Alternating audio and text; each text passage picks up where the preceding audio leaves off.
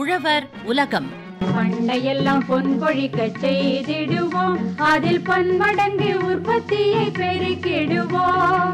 பண்டையெல்லாம் பொன் கொழிக்க செய்திடுவோம், அதில் பன்மடங்கு உற்பத்தியை பெருக்கிடுவோம். கண்மணி பொல்லல் மணியை வளர்த்திடவே நாடும் கருத்துரைக்கும் ஒளிபரப்பை கேட்டிடுவோம். கண்மணி பொல்லல் மணியை வளர்த்திடவே நாடும் கருத்துரைக்கும் ஒளிபரப்பை கேட்டிடுவோம். முத்தழகு, நினைச்சாலே சந்தோஷமா இருக்கு. எதை நினைச்சு சந்தோஷப்படுற செல்வி? வேற என்ன, தோழிங்க நாம எல்லாரும் பிக்னிக் போகலான்னு பிளான் பண்ணிருக்கோம்ல, அதை நினைச்சுதான். நீ தான் உன்னோட பதில இன்னும் சொல்லல. என்ன பதில் சொல்ல? ஏன் பிள்ளை, உனக்கு சந்தோஷமாவே இல்லையா என்ன? உனக்கு எல்லா வேலைகளும் சரியா நடக்குது, அதனால நீ சந்தோஷப்படுவ. என்ன ஆரம்பத்துல இருந்தே பிடி கொடுக்காம பேசுற? ஒண்ணுமில்ல செல்வி, எனக்கு வேலை நிறைய இருக்கு. நீங்க எல்லாரும் பிக்னிக் போயிட்டு வாங்க, அடுத்த முறை வேணும்னா நான் வரேன். ஆமாமா, நாங்க எல்லாரும் எந்த வேலையும் இல்லாம இருக்கோம் பாரு. கோவிச்சுக்காத செல்வி, நான் அப்படி சொல்ல வரல. நீ சொன்னதுக்கு அர்த்தம் அதுதானே பிள்ளை. செல்வி, எங்க மச்சானை நினைச்சாலே எனக்கு பயமா இருக்கு. நல்லா உழவு ஓட்டி பயிர் செஞ்சு பயிரெல்லாம் செழிப்பா வரும்போது, அடடா இந்த பூச்சி வந்துடுச்சு, அந்த பூச்சி பயிரை சேதம் செய்து, நீ வயக்காட்டுல கண்டிப்பா இருக்கணும், அப்பதான் அதெல்லாம் அழிக்க முடியுங்கிறாரு. இந்த நிலையில நான் எப்படி வருவேன் சொல்லு? ஏன் பிள்ளை, பூச்சி கட்டுப்பாட்டு முறைகள் தான் எத்தனையோ இருக்கே, அதையெல்லாம் முறையா செய்ய வேண்டியது தானே. அதுதானே பிரச்சனையே. எடுத்தோம் கவுத்தோன்னு எதையாவது செஞ்சுபிட்டு அவரும் நிம்மதியா இருக்க மாட்டாரு, நம்மளையும் சந்தோஷமா இருக்க விட மாட்டாரு. பதறாத, உன் நிலைமை எனக்கு புரியுது புள்ள. இதுக்கு என்ன வழினா, பயிர்கள்ல பூச்சி மேலாண்மைய பத்தி நீங்க தெரிஞ்சுக்கணும். இரு என் போன்ல விவசாய அலுவலர்கள் சொன்ன தகவல்கள் ஏதாச்சும் இருக்கான்னு பாக்குறேன். அதுவும் சரிதான், இனியாவது விவரங்களை தெரிஞ்சு அதை சரியா கடைபிடிக்கணும். இதோ இருக்கே, நெற்பயிரில் ஒருங்கிணைந்த பூச்சி கட்டுப்பாடு பத்தி திருவண்ணாமலை கீழ்நெல்லி வேளாண்மை அறிவியல் மைய பயிர் பாதுகாப்பு தொழில்நுட்ப வல்லுநர் பா. நாராயணன் அவங்க எடுத்து சொல்றாங்க. அந்த விவரங்களை கேட்டுப்போம். நெற்பயிர் ரொம்ப முக்கியமான உணவு பயிர். இந்தியாவில் அதிக அளவில் உண்ணக்கூடிய முக்கியமான பயிராக இருக்குது. பொதுவாகவே நிறைய பிரச்சனைகள் மூலமாக விவசாயிகளுக்கு இழப்பு ஏற்படும். அந்த விதத்தில் பூச்சிகள் மூலமாகவும் நோய்கள் மூலமாகவும் எலிகள் மூலமாகவும் கிட்டத்தட்ட 30-40% அளவுக்கு விளைச்சல் இழப்பை ஏற்படுத்தக்கூடியது. இன்றைக்கி நம்ம எந்தெந்த மாதிரியான பூச்சிகள் பயிர்களை தாக்குது, அதை எப்படி நம்ம ஒருங்கிணைந்த முறையில் கட்டுப்படுத்தலான்றதை தெரிஞ்சுக்க போகிறோம். நெற்பயிரை பொறுத்த வரைக்கும் கிட்டத்தட்ட 1378க்கும் மேற்பட்ட பூச்சிகளுடைய சிற்றினங்கள் பாதிப்புக்கு உள்ளாக்கும். இந்தியாவை பொறுத்த வரைக்கும் நூற்றுக்கணக்கான பூச்சி இனங்கள் இருக்கு. பொதுவாகவே கிட்டத்தட்ட 30க்கும் குறைவான பூச்சி இனங்கள் தான் பொருளாதார இழப்பை ஏற்படுத்துது. அந்த விதத்தில் இந்த பூச்சிகளுடைய பாதிப்பை பொறுத்து 3 வகையா நம்ம பிரிக்கலாம். ஒன்று சாறு உறிஞ்சும் பூச்சிகள் சொல்லலாம், 2வது தண்டு பகுதியை தாக்கக்கூடிய பூச்சிகள் பிரிக்கலாம், 3வது வகை பார்த்தீங்கன்னா இலையை உண்ணக்கூடிய பூச்சிகள். இந்த சாறு உறிஞ்சும் பூச்சிகளை பொறுத்த வரைக்கும் என்னென்ன பூச்சிகள் வரும் அப்படின்னா, இலைப்பேன், புகையான், அன்னப்பூச்சின்ட்டு சொல்லக்கூடிய, அது கரெக்டாக கதிர் வர சமயத்தில் பாதிப்பை ஏற்படுத்தக்கூடியது. அன்னப்பூச்சின்றது நமக்கு அதனுடைய பால்களை உறிஞ்சி சாப்பிடக்கூடியது. அடுத்தது தண்டு பகுதியை தாக்கக்கூடிய பூச்சிகள்ட்டு பார்த்தீங்கன்னா, குறிப்பாக நெல் நாத்தங்காலிருந்து கிட்டத்தட்ட தூர் கட்டி நமக்கு கதிர் வர்ற வரைக்குமே குருத்து பூச்சி இல்லாட்டி தண்டு துளைப்பான்ட்டு சொல்லக்கூடிய அந்த பூச்சி பாதிப்பை ஏற்படுத்தும். அடுத்தது ஆனைக்கும்பன் ஈன்ட்டு சொல்லுவாங்க, அந்த பூச்சியும் தண்டு பகுதியை தாக்கக்கூடியது. 3வது பூச்சி இலையை உண்ணக்கூடிய பூச்சி. அதை பொறுத்த வரைக்கும் இலை சுருட்டு புழு, அடுத்தது இந்த பச்சை கும்பு புழு, இந்த மாதிரியான புழுலாம் இஸ்பா அப்படின்னு சொல்லுவாங்க, ரைஸ் இஸ்பான்ட்டு. ஸோ இந்த கூட்டு புழுக்கள் இதெல்லாம் இலையை விரும்பி உண்ணக்கூடிய பூச்சி இனங்கள். ஸோ இப்போ ஒவ்வொரு பூச்சியும் எந்த மாதிரியான பாதிப்பை ஏற்படுத்தும், எந்த சீதோஷ்ண நிலையில் வரும்ன்றதை நம்ம பார்க்கலாம். முதல்ல இலைப்பேன் நமக்கு நாத்தங்காலிருந்து பயிருடைய வளர்ச்சி காலம் வரைக்குமே பாதிப்பை ஏற்படுத்தக்கூடியது. இந்த இலைப்பேனானது நல்ல இலையில இலைக்கு அடியில் இருந்து பயிரில் இருக்கக்கூடிய சாரை உறிஞ்சி சாப்பிடும். விவசாயிகள் வயலில் பார்க்குறப்போ அந்த இலைகள்லாம் சுருண்டுனா மாதிரி இருக்கும். இந்த மாதிரி இருந்ததுன்னா இலைப்பேனுடைய தாக்குதல் இருக்குன்றது அர்த்தம். நீங்கள் ஒரு கையில் தண்ணியில் நனைச்சிக்கிட்டு நெற்பயிர் மேலே நீங்கள் கையை ஒத்தி எடுத்தீங்கன்னா உங்கள் கையில் கருப்பாவோ வெள்ளையாவோ இலைப்பேனுடைய நடமாட்டத்தை வந்துட்டு உங்களால் பார்க்க முடியும். பொதுவாகவே நல்ல வயலில் வந்து 5க்கும் குறைவான அளவில் தான் வந்துட்டு இருக்கணும். ஒரு இடத்துல நம்ம கையை நினச்சி தொட்டு பார்க்குறப்போ 5க்கும் மேலே இலைப்பெண் இருந்ததுன்னா நமக்கு பொருளாதார சேதத்தை கடந்தது. அதற்கு மேலே வந்து நம்ம பயிர் பாதுகாப்பு நடவடிக்கை எடுக்கணுன்றது அர்த்தம். 2வது புகையானை பொறுத்த வரைக்கும் குறிப்பாக வந்து நமக்கு நெல் கதிர் வந்து பால் ஏறுற அந்த சமயத்துலேயும் அறுவடைக்கு ஒரு 20 நாள் முன்னாடியும் தான் வந்துட்டு அதிக அளவில் வந்துட்டு பாதிப்பை ஏற்படுத்தும். புகையானை பொறுத்த வரைக்கும் எந்த மாதிரியான சீதோஷ்ண நிலையில் வரும்னா நல்ல வெப்பம் ஜாஸ்தியாக இருக்கும், நிலப்பரப்பில் வந்துட்டு கொஞ்சம் குளிர்ச்சியான வந்துட்டு அதிகமான தண்ணி நிறுத்துறப்போ வந்துட்டு குளிர்ந்த வானிலை இருக்கிறப்போ புகையானுடைய பாதிப்பு ஜாஸ்தியாக இருக்கும். புகையானை பொறுத்த வரைக்கும் தண்டு பகுதியில் வந்து கூட்டமாக இருந்து பயிரில் இருக்கக்கூடிய சாரை வந்து உறிஞ்சி சாப்பிட்றோம்.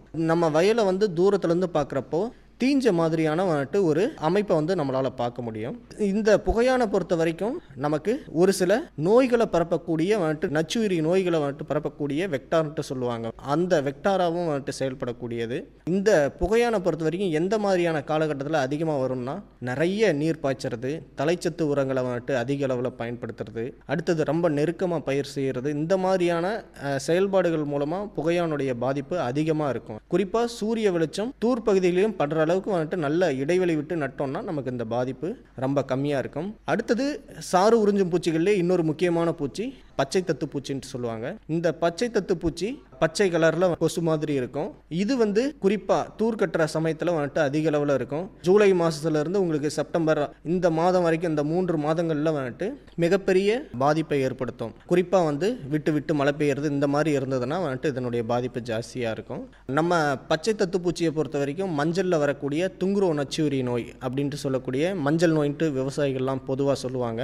இந்த நோயை பரப்பக்கூடிய வெக்டாராகவும் வந்துட்டு செயல்படுது. இதுவுமே பயிரிலிருந்து வந்துட்டு சாரை உறிஞ்சி சாப்பிட்றதுனால வந்து நமக்கு பயிர் வெளுத்த மாதிரி இருக்கும். அடுத்தது தண்டு பகுதியை தாக்கக்கூடிய முக்கியமான பூச்சி பார்த்தீங்கன்னா தண்டு துளைப்பான், குருத்து பூச்சின்ட்டு சொல்லுவாங்க விவசாயிகள். ஸோ இந்த குருத்து பூச்சி நமக்கு நாத்தங்கால்ல இருந்தே வந்து பாதிப்பை ஏற்படுத்த ஆரம்பிக்கும். குறிப்பாக வந்து நாத்தங்காலில் வந்துட்டு நுனி இலைகளில் தாய் அந்து பூச்சி முட்டையிட ஆரம்பிக்கும். நம்ம நடவு வயலுக்கு கொண்டு போய் பயிர் நடவு செஞ்ச 10-20 நாள்லேயே வந்து குருத்தெல்லாம் காய ஆரம்பிக்கும். இழுத்தோன்னா கையோட வந்துடும். ஒருவேளை நமக்கு நல்ல வளர்ச்சி அடைந்த பயிராக இருந்ததுன்னா நல்ல தண்டு உருண்டு கதிர் வரக்கூடிய அந்த சமயங்களில் வந்துட்டு தண்டு பகுதியில் உள்ள சென்று உட்பகுதி ஃபுல்லாக சாப்பிட்டுட்டு அதனுடைய எச்சங்களால் வந்துட்டு நிரம்பிட்டு இருக்கும். அந்த கதிர்கள் வந்து பதறாக இருக்கும், வெண்கதிர்களாக வந்து மாறி இருக்கும். நம்ம கையில் பிடிச்சி இழுக்கிறப்போ நம்ம கையோடவே அந்த கதிர்கள் வந்துடும். இதனால் மிகப்பெரிய விளைச்சல் இறப்பு ஏற்படுறதுக்கு வாய்ப்பு ஜாஸ்தி இருக்குது. அதே மாதிரி ஆனைக்கும்பன்னி குறிப்பாக தூர் கட்டக்கூடிய இந்த பருவத்தில் தான் வந்துட்டு இளம் நிலையில் குறிப்பாக அந்த தண்டுகளில் பாதிப்பை ஏற்படுத்தும். இந்த ஆனைக்கும்பன்னி பாதிப்பை ஏற்படுத்தினதுன்னா அந்த தண்டு பகுதி வந்துட்டு நல்ல அசாதாரண வளர்ச்சியை வந்துட்டு அடையும். அதனால் பார்க்குறதுக்கு நம்ம வெங்காயத்தோடைய இலை மாதிரியே வந்து தெரியும். அடுத்து இலையை உண்ணக்கூடிய பூச்சிகளில் முக்கியமான பூச்சின்னா இலை சுருட்டு புழு. இலை சுருட்டு புழு நிறைய விவசாயிகளுக்கு வந்துட்டு சோனப்பூச்சின்ற பெயரில் வந்துட்டு விவசாயிகள் சொல்லுவாங்க. இந்த இலை சுருட்டு புழுவானது வந்து எங்கெங்கெல்லாம் வந்துட்டு அதிக அளவு தலைச்சத்து இருக்கோ மரத்தோடைய நிழலுக்கு அடியிலேயே வந்து பாதிப்பை ஏற்படுத்தக்கூடியது. இலையை சுருட்டி இலைக்கு உள்ளே இருந்துக்கிட்டு பச்சையை முழுக்க வந்துட்டு சுரண்டி சாப்பிட்ரும். அந்த திசுக்கள் எல்லாத்தையும் சாப்பிட்டுட்டு மேலே இருக்கக்கூடிய அந்த இலையுறை மட்டும் வந்துட்டு அப்படியே இருக்கும். பார்க்கறதுக்கு அங்கங்கே வந்துட்டு மாதிரி இருக்கும், வெண்மை நிறத்தில் காட்சி அளிக்கும். இதுவுமே வந்து எல்லா காலகட்டத்திலையுமே பயிரை பாதிப்புக்கு உள்ளாக்கக்கூடிய முக்கியமான பூச்சி. முக்கியமான பூச்சிகள்னா இதுதான். எந்தெந்த காலகட்டத்தில் வரும், எந்த மாதிரியான சீதோஷ்ண நிலையால் வந்துட்டு இதனுடைய பாதிப்பு ஜாஸ்தியாக இருக்குன்றது இவ்வளோ நேரம் நம்ம பார்த்தோம். இதை கட்டுப்படுத்துறதுக்கான வழிமுறைகள் என்னென்னன்றதை இப்போ பார்க்கலாம். பொதுவாகவே ரசாயன மருந்துகள் மட்டுமே ஒரு பயிர் பாதுகாப்பு முறைகளுக்கு வந்துட்டு வித்து கிடையாது. ஸோ அதற்கு முன்னாடி வந்து நிறைய கட்டுப்பாட்டு முறைகள் இருக்குது. அதெல்லாம் விவசாயிகள் சரிவர செய்கிறப்போ ரசாயனங்களுடைய தேவை கட்டாயம் வந்துட்டு குறையும். ஏன்னா இன்றைய காலகட்டத்தில் நிறைய பிரச்சனைகளுக்கு ரசாயன பூச்சிக்கொல்லி மருந்துகளும் ரசாயன உரங்களும் காரணமாக இருக்கக்கூடிய காலகட்டத்தில் நம்ம கூடுமான வரை ரசாயனங்களை குறைச்சி பயிர் பாதுகாப்பு நடவடிக்கை மேற்கொள்கிறப்போ நிச்சயமாக நமக்கு பாதுகாப்பான உணவு கிடைக்கும். அதே நேரத்தில் நம்ம சுற்றுச்சூழல் பெரிய அளவில் பாதிப்படையாமல் வந்துட்டு இருக்கும். ஸோ இப்போ என்னென்ன பயிர் பாதுகாப்பு முறைகளை நம்ம ஒருங்கிணைந்த முறையில் வந்துட்டு செய்யலான்றதை பார்க்கலாம். முதல்ல விவசாயிகள் செய்ய வேண்டியது கோடை உழவு செய்யணும். குறிப்பாக ஏப்ரல் மாதங்களில் நல்ல நம்ம சித்திரை மாதம் வந்துட்டு நிறைய வெயில் அடிக்கும். இந்த காலகட்டத்தில் நல்ல வயலை வந்து ஆழமாக உழவு செய்யணும். குறிப்பாக இந்த 5 கலப்பை இந்த மாதிரியான கலப்பைகளை பயன்படுத்தி நம்ம உழவு செய்கிறப்போ மண்ணுக்குள்ளே இருக்கக்கூடிய பூச்சிகளுடைய முட்டையோ புழுவோ கூண்டு புழுக்களோ நேரடியாக வெயிலில் வந்து வெளிக்கொணரப்பட்டு சூரிய வெப்பத்தின் மூலமாக வந்து அது அழிக்க நம்ம ஒரு வாய்ப்பை பயன்படுத்திக்கலாம். அடுத்தது எப்போவுமே வந்து ஒரு பயிரை வந்து விதைக்கிறதுக்கு முன்னாடி ரொம்ப சுத்தமான விதைகளை வந்துட்டு தேர்வு செய்கிறது ரொம்ப ரொம்ப அடிப்படையான ஒரு விஷயம். ஸோ பூச்சி நோய் பாதிப்பு இல்லாத நல்ல தரமான விதைகளை வந்து தேர்வு செய்யணும். அதே நேரத்தில் எந்த பட்டத்திற்கு என்ன ரகம் பரிந்துரை செய்யப்பட்டிருக்கோ அந்த ரகத்தை வந்து தேர்வு செஞ்சு விவசாயிகள் பயிர் செய்கிறது ரொம்ப ரொம்ப அவசியம். குறிப்பாக சம்பா பட்டத்தில் கோம்பத்துன்னு அதாவது குறுகிய கால பயிர்களை பயிர் செய்கிறது, சித்திரை மாதங்களில் வெயில் காலங்களில் வந்து தனியார் ரகங்களை வந்து நம்ம வீரிய ஊட்டு ரகங்கள் பயிர் செய்கிறப்போ நிறைய பிரச்சனைகளை வந்துட்டு விவசாயிகள் சந்திக்கிறாங்க. அதனால் பட்டத்திற்கு ஏற்ற மாதிரி வந்துட்டு ரகங்களை தேர்வு செஞ்சு நம்ம பயிர் சாகுபடி செய்கிறது ரொம்ப ரொம்ப நல்ல விஷயம். அதே மாதிரி பயிருக்கு எப்போவுமே வந்து எரு வந்து கொடுக்கறது ரொம்ப ரொம்ப அவசியம். அதாவது மண் வளம் ரசாயன உரங்களுக்கு மாற்றாக மட்டும் இல்லாமல் அடிப்படை தேவையாக வந்துட்டு நீங்கள் மாட்டு எருவை வந்து பயன்படுத்தணும். அதாவது தொழு உரங்களை வந்து பயன்படுத்தணும். ஒரு ஏக்கருக்கு நீங்கள் 5 டன்னுன்ற அளவில் வந்துட்டு மாட்டு எருவோ தொழு உரத்தையோ நீங்கள் ஆட்டு எருவோ எதையோ ஒன்று விவசாயிகள் பயன்படுத்தணும்.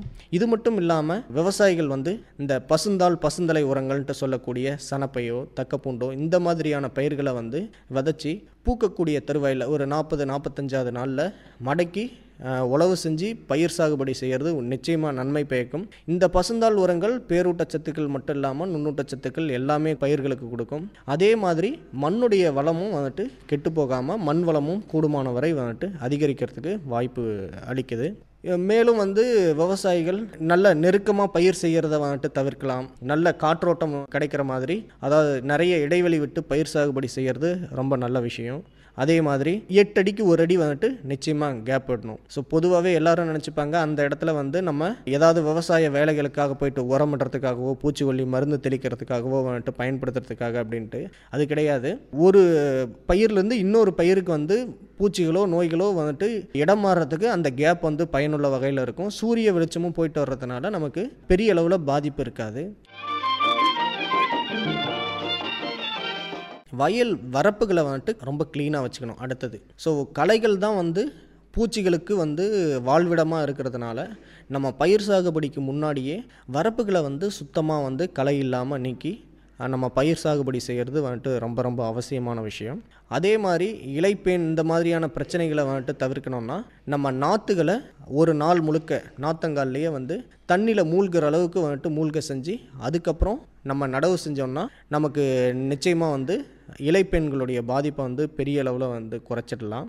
அடுத்து பயிர் பாதுகாப்பு யுக்திகளை பொறுத்த வரைக்கும் நம்ம ஒரு ஏக்கருக்கு 25 இடங்களில் வந்துட்டு இந்த பறவை தாங்கிகள்ன்ட்டு சொல்லுவாங்க குச்சியை வந்து கட்டி வயலில் அங்கங்கே நம்ம வச்சிட்டோம்னா அந்த குச்சிகள் மேலே வந்து பறவைகள்லாம் அமர்ந்து வயலில் இருக்கக்கூடிய பூச்சிகளை வந்து பிடிச்சு சாப்பிட்றதுக்கு நிறைய வாய்ப்பு இருக்குது. அதனால் அதையும் செய்யலாம். இதற்கு அடுத்து பார்த்திங்கன்னா நிறைய பொறிகள் இருக்குது. அதாவது விளக்கு பொறி சோலார் மூலமாக இயங்கக்கூடிய விளக்கு பொறிகள்லாம் வந்துட்டு இன்றைக்கி சந்தைகளில் வந்துட்டு நிறைய கிடைக்க ஆரம்பிச்சிருச்சு. ஸோ விவசாயிகள் அதெல்லாம் வந்துட்டு பயன்படுத்தலாம். விளக்கு பொறியை பொறுத்த வரைக்கும் வயலுக்குள்ளே கொண்டு போய் வைக்கிறத விட வரப்புகள்லேருந்து வந்துட்டு குறைஞ்சது வந்து ஒரு 10 மீட்டர்லேருந்து 20 மீட்டர் தள்ளி வைக்கிறப்போ வந்து அதனுடைய பலன் ஜாஸ்தியாக இருக்கும். ஏன்னா கவரப்படக்கூடிய எல்லா பூச்சிகளுமே வந்து அந்த விளக்கு பொறியில் விழுமான்றது வந்துட்டு சந்தேகம். அதனால் வரப்புகள்லேருந்து தூரமாகவே வந்துட்டு விளக்கு பொறிகளை அமைச்சு பயிர்களை வந்துட்டு பாதுகாக்கிறது நல்ல விஷயம். அடுத்தது மஞ்சள் ஒட்டுப்பொறின்ட்டு சொல்லக்கூடிய ஒட்டுப்பொறிகளையும் வந்துட்டு ஒரு ஏக்கருக்கு வந்து கண்காணிக்கிறதுக்காக 5லிருந்து 10ன்ற எண்ணிக்கையில் நீங்கள் வச்சு மஞ்சள் ஒட்டுப்பொறிகளை அமைத்து வந்துட்டு நீங்கள் இலைப்பேனை வந்து சிறப்பான முறையில் கட்டுப்படுத்தலாம். இது இல்லாமல் இனக்கவர்ச்சி பொறிகள் இருக்குது. குறிப்பாக வந்து நெல்லில் வரக்கூடிய இந்த குருத்துப்பூச்சி தண்டு துளைப்பானுக்கு வந்து நீங்கள் இனக்கவர்ச்சி பொறியை அமைத்து தாய் அந்து பூச்சிகளை வந்து கவர்ந்தளிக்கலாம். இந்த இனக்கவர்ச்சி பொறியை பொறுத்த வரைக்கும் ஒரு ஏக்கருக்கு 10ன்ற எண்ணிக்கையில் வச்சோம்னா பூச்சிகளுடைய நடமாட்டத்தை நம்ம கண்காணித்து அதற்கேற்ப வந்துட்டு பயிர் பாதுகாப்பு முறைகளை வந்துட்டு கையாளலாம். ஒருவேளை இனக்கவர்ச்சி பொறிகள் மூலமாகவே வந்துட்டு நம்ம பூச்சிகளை கட்டுப்படுத்தணும் அப்படின்னா ஒரு ஏக்கருக்கு குறைஞ்சது 20லிருந்து 25 இனக்கவர்ச்சி பொறிகளை அமைத்து நம்ம பூச்சிகளை கட்டுப்படுத்தலாம். இப்போ இனக்கவர்ச்சி பொறியை பொறுத்த வரைக்கும் நம்ம தமிழ்நாடு வேளாண்மை பல்கலைக்கழகத்தில் நானோ டெக்னாலஜி அப்படின்ற டிபார்ட்மெண்ட்டில் நானோ பொருள் மூலமாக வந்து இனக்கவர்ச்சி பொறியெல்லாம் தயார் பண்ணிட்டு இருக்காங்க. ஸோ அதெல்லாம் ரொம்ப எளிமையாக இன்னைக்கு தமிழ்நாடு வேளாண்மை பல்கலைக்கழகம் மூலமாக கிடைக்கக்கூடியது. ஸோ அதையும் வாங்கி நம்ம பயிர் பாதுகாப்புக்கு பயன்படுத்தலாம், குறிப்பாக தண்டு துளைப்பானுக்கு. அடுத்து உயிரியல் முறையை பொறுத்த வரைக்கும் நிறைய உயிரிகள் இருக்குது. நமக்கு நன்மை செய்கிற பூச்சிகள் வந்துட்டு நிறைய இருக்குது வயலில்.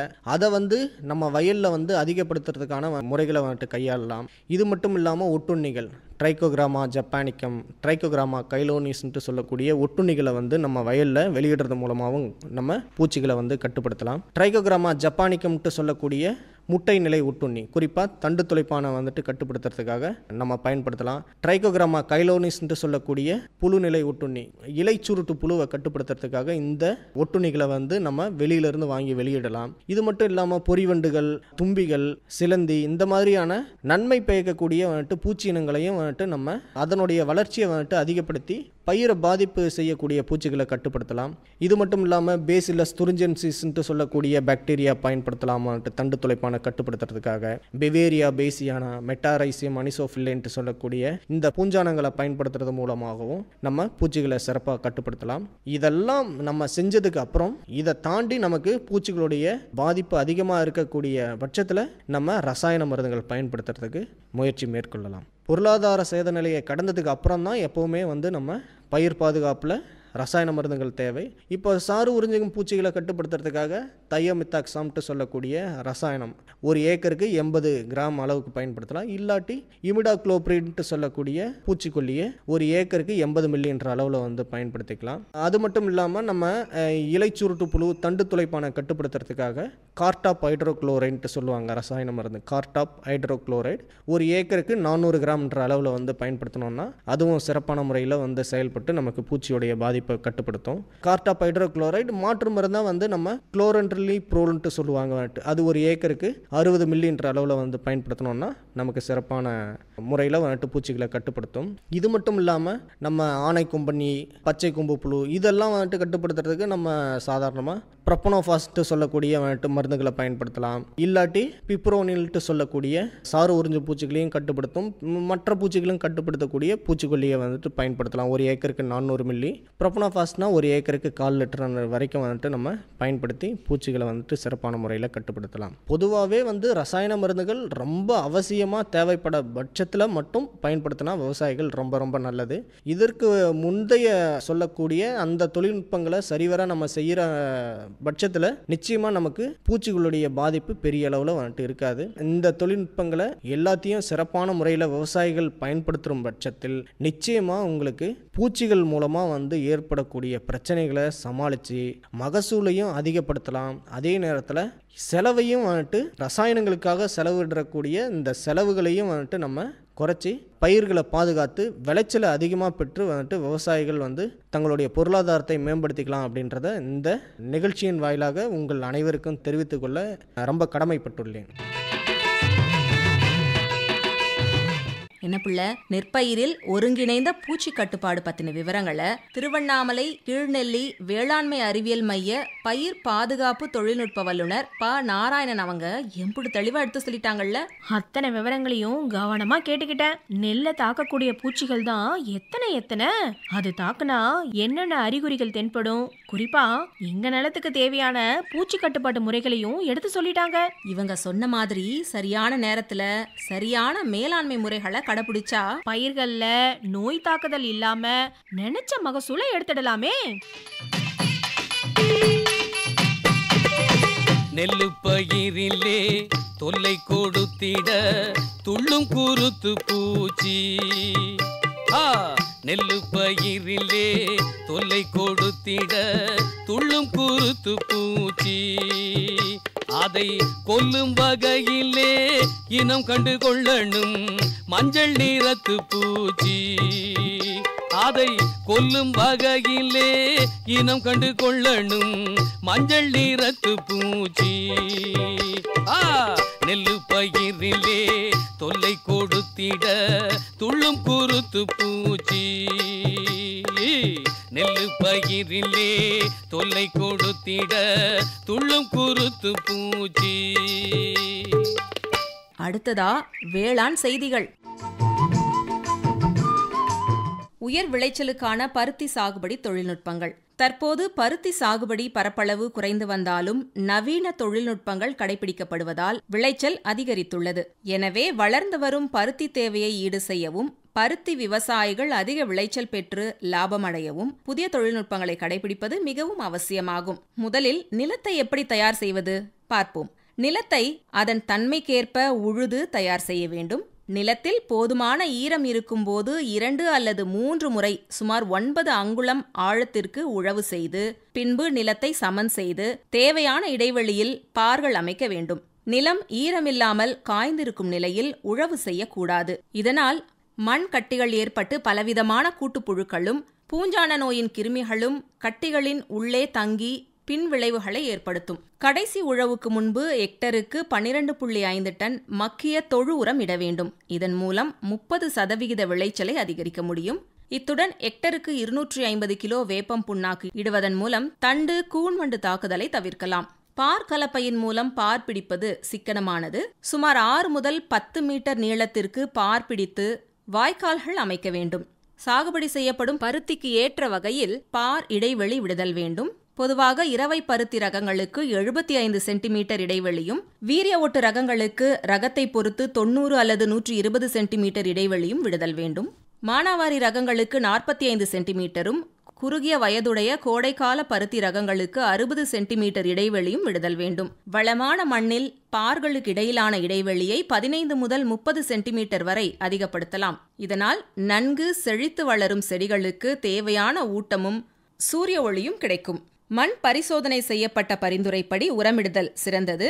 மண் பரிசோதனை செய்யப்படாத போது பருத்தி ரகங்களுக்கு இரவையில் ஹெக்டருக்கு 80:40:40 கிலோ என்ற அளவிலும், வீரிய ஒட்டு ரகங்களுக்கு ஹெக்டருக்கு 120:60:60 கிலோ என்ற அளவிலும், மானாவாரி பயிர்களுக்கு 40:20:0 என்ற அளவிலும், கோடைக்கால குறுகிய வயதுடைய ரகங்களுக்கும் நெல் தரிசு ரகங்களுக்கும் 60:30:30 என்ற அளவிலும் தழை, மணி மற்றும் சாம்பல் சத்து பரிந்துரை செய்யப்படுகிறது. நெல் தரிசுக்கு அதிக விதை அளவு தேவைப்படுகின்றது. அமில விதை நேர்த்தி செய்யப்பட்ட பருத்தி விதைகளை ட்ரைகோடர்மா விரிடி தூளுடன் 1 கிலோ விதைக்கு 4 கிராம் அல்லது கார்பன்டசிம் அல்லது திரம் 2 கிராம் என்ற அளவில் கலந்து விதை நேர்த்தி செய்ய வேண்டும். அதன் பிறகு விதைப்பதற்கு முன்பு 1 ஹெக்டருக்கு தேவையான விதையுடன் 3 பாக்கெட் அசோஸ்பைரில்லம் உயிர் உரத்தை அரிசி கஞ்சியுடன் நன்கு கலந்து நிழலில் உலர வைத்து விதை நேர்த்தி செய்ய வேண்டும். அசோஸ்பைரில்லத்தில் விதை நேர்த்தி செய்யப்பட்ட விதையை 24 மணி நேரத்திற்குள் நடவு செய்ய வேண்டும். இரவையில் நீண்ட வயதுடைய சுவின் போன்ற ரகங்களுக்கு 90-45 சென்டிமீட்டர் இடைவெளியும், நடுத்தர வயதுடைய ரகங்களுக்கு 70-30 சென்டிமீட்டர் இடைவெளியும், குறைந்த வயதுடைய கோடைக்கால இரவை பருத்தி ரகங்களுக்கு 60-30 சென்டிமீட்டர் இடைவெளியும், வீரிய ஒட்டு ரகங்களுக்கு ரகத்தை பொறுத்து 90-45 சென்டிமீட்டர் அல்லது 120-60 சென்டிமீட்டர் இடைவெளியும் விடுதல் வேண்டும். மானாவாரியில் 45-15 சென்டிமீட்டர் இடைவெளி விடுதல் வேண்டும். இதுவரை குறிப்பிட்ட சாகுபடி தொழில்நுட்பங்களை கடைபிடிப்பதன் மூலம் பருத்தி சாகுபடியில் அதிக விளைச்சல் மற்றும் லாபம் பெறலாம். என்ன முத்தழகு, உயர் விளைச்சலுக்கான பருத்தி சாகுபடி தொழில்நுட்பங்கள் எம்புட்டு இருக்கு பாத்தியா? இந்த தகவல்களும் எனக்கு ரொம்பவே பயனுள்ளதா இருந்துச்சு செல்வி. நம்மள போல விவசாயிகள் இது போல விவரங்களை தெரிஞ்சுக்க தான் பட்டை திட்டிய வைரமா மாற முடியும். அடே அப்பா, இப்பதான் உன் முகம் தெளிவா இருக்கு.